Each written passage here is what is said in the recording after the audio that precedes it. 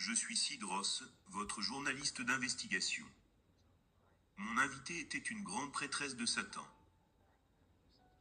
La plupart des gens pensent que ce ne sont que des dessins animés, le fruit de l'imagination de quelqu'un. Que le diable est quelqu'un avec un costume rouge, une queue et des cornes. Et Flip Wilson disait, c'est le diable qui m'a fait faire ça. Mais c'est réel. Lisa Gwen, comment êtes-vous entrée dans le satanisme? Ma motivation était que j'étais élevée dans un environnement familial très violent. J'ai été victime d'abus à un très jeune âge. Et ces abus vous poussent souvent à chercher le pouvoir, le contrôle, les moyens de ne plus être une victime. Vous savez, je me souviens qu'à un très jeune âge, je me disais, je ne serai plus jamais blessée comme ça. Et j'essayais de trouver des moyens de me rassurer. Et vous savez que l'ennemi en est très capable. Le culte satanique, l'occultisme, la sorcellerie, les PS, ont tous un certain pouvoir d'attraction.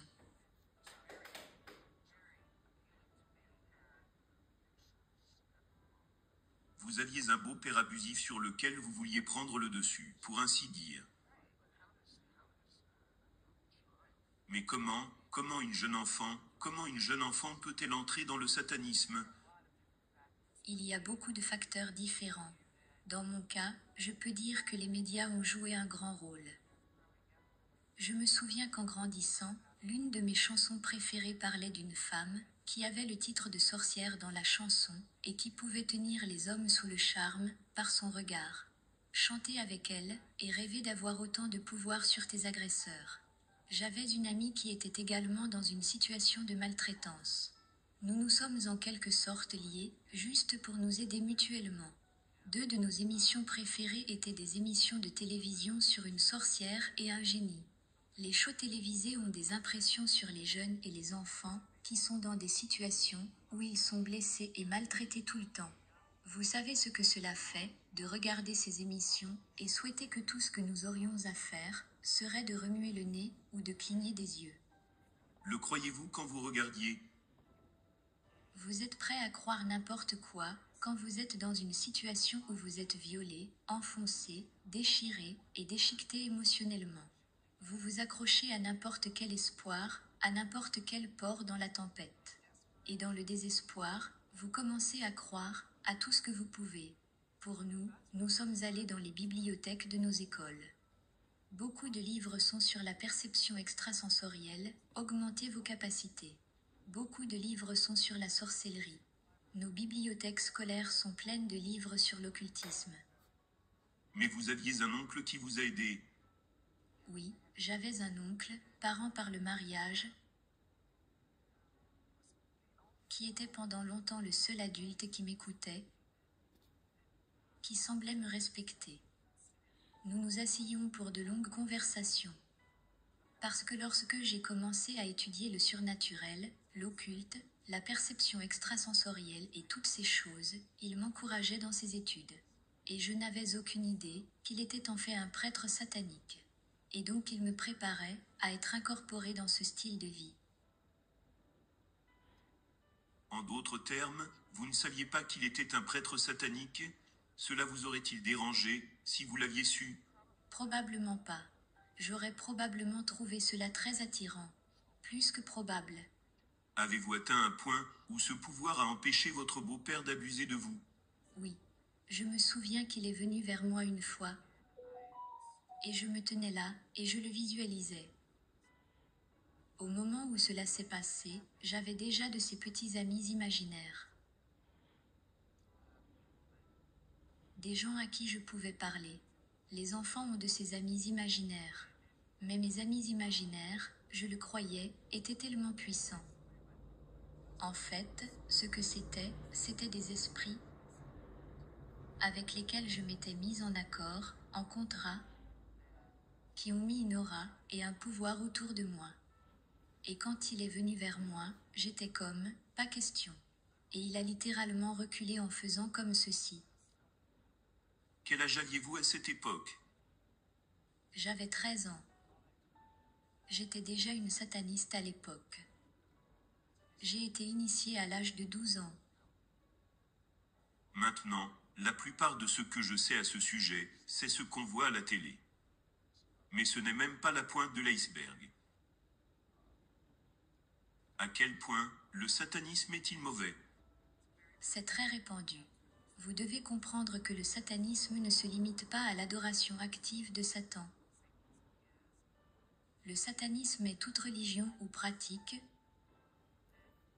qui encourage l'homme à croire en lui-même et sa séparation et son indépendance vis-à-vis d'une puissance supérieure, de Dieu, comme nous le comprenons. Mais j'ai lu qu'il sacrifie des enfants. Est-ce que c'est vrai? Oui, c'est vrai. Si vous laissez libre cours à votre imagination, une grande partie de ce que vous croyez en images sur le satanisme est réel. Le problème vient des médias. Les médias ont désensibilisé les gens pendant des années et des années. Pensez-vous que c'est intentionnel? Je pense que ça l'est, en partie, oui. Je crois que nous avons des forces spirituelles qui travaillent quotidiennement pour que le grand public doute de leur existence. Ou, vous savez, l'une des choses que vous faites dans une guerre est d'essayer de faire croire à votre ennemi que vous n'existez pas. De cette façon, vous pouvez l'écraser, et il ne prendra jamais les armes contre vous. Et donc, les chrétiens ont longtemps été joués dans les médias. Vous voyez toujours des chrétiens dans les films, se dressant contre des dragons, et ceux qui sont spirituels utilisent leur pouvoir pour le bien, et ils finissent toujours par être mâchés et écrasés. Pendant ce temps, vous avez la sorcière, qui va faire de bonnes choses avec de la magie, et ils s'en sortent. Où vous verrez tous gore, affichés jusqu'à l'occulte. Et c'est dépeint d'une manière si extravagante que les gens croient que c'est tout ce que c'est. C'est juste de l'extravagance, plutôt que de réaliser que tout cela est basé sur la réalité. Pourquoi sacrifie-t-il des enfants dans le satanisme?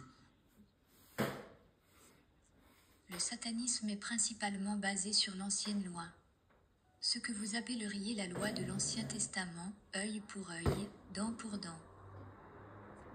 Cela remonte au péché originel de l'homme, où un animal a dû mourir pour que Dieu fasse des peaux pour habiller l'homme, parce qu'il est tombé. Parce que le péché a toujours conduit à l'effusion de sang, et donc l'effusion de sang a toujours été un moyen de payer pour le péché. Mais aussi parce qu'il y a la vie dans le sang. Et chaque religion païenne dans le monde exige une sorte de sacrifice. Que ce soit un animal, des céréales, une personne. C'est comme ce que vous abandonnez pour votre Dieu. Tout est basé sur les œuvres, il n'y a pas de grâce. Ok Lisa, comment t'es-tu sentie quand tu as vu une vie être prise?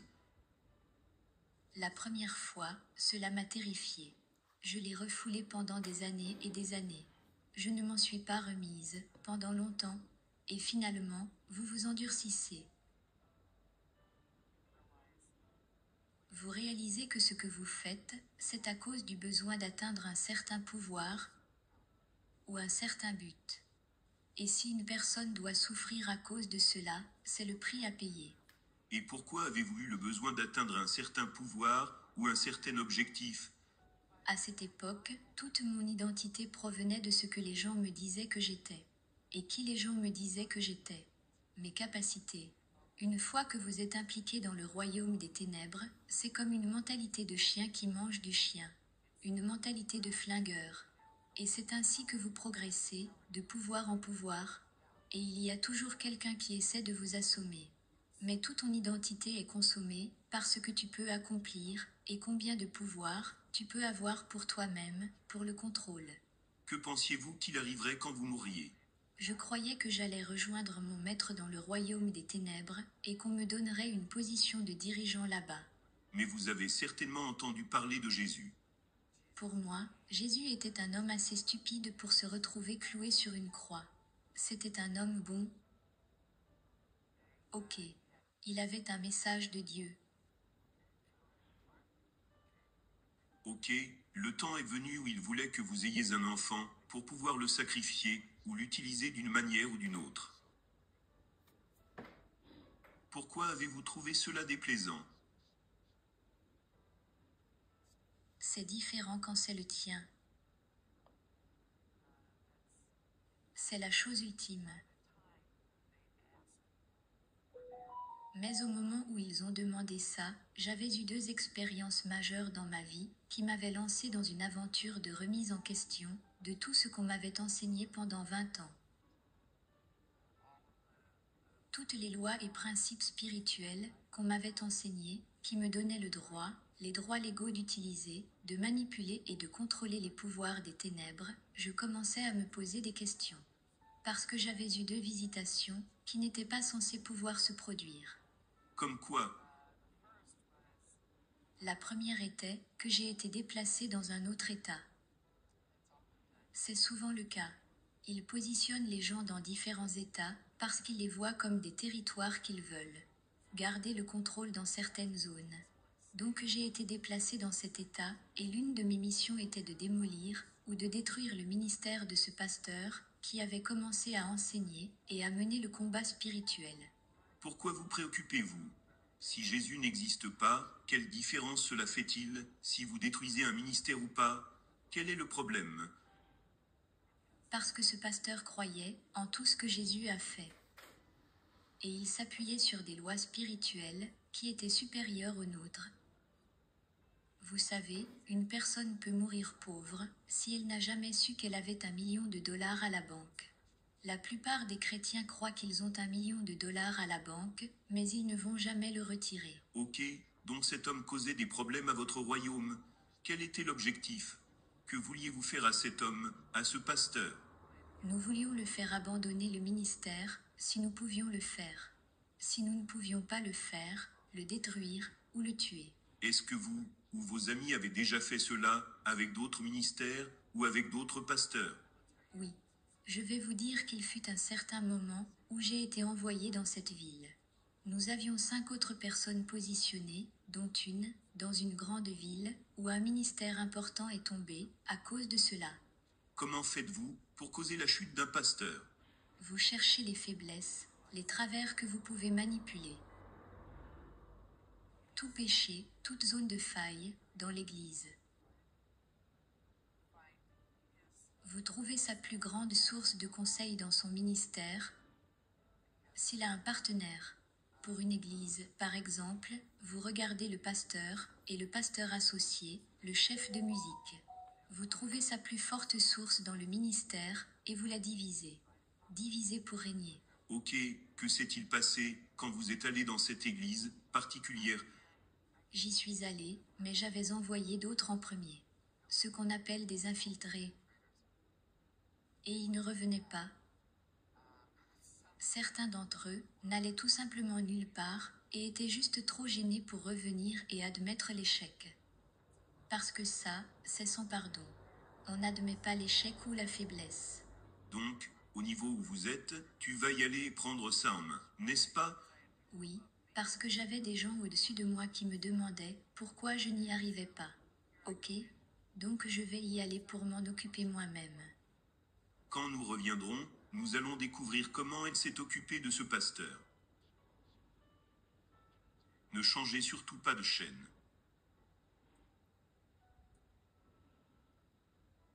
Bonjour, je suis Sidros, votre journaliste d'investigation. J'imagine que vous n'avez même pas couru au frigo pour prendre de la nourriture pendant la pause.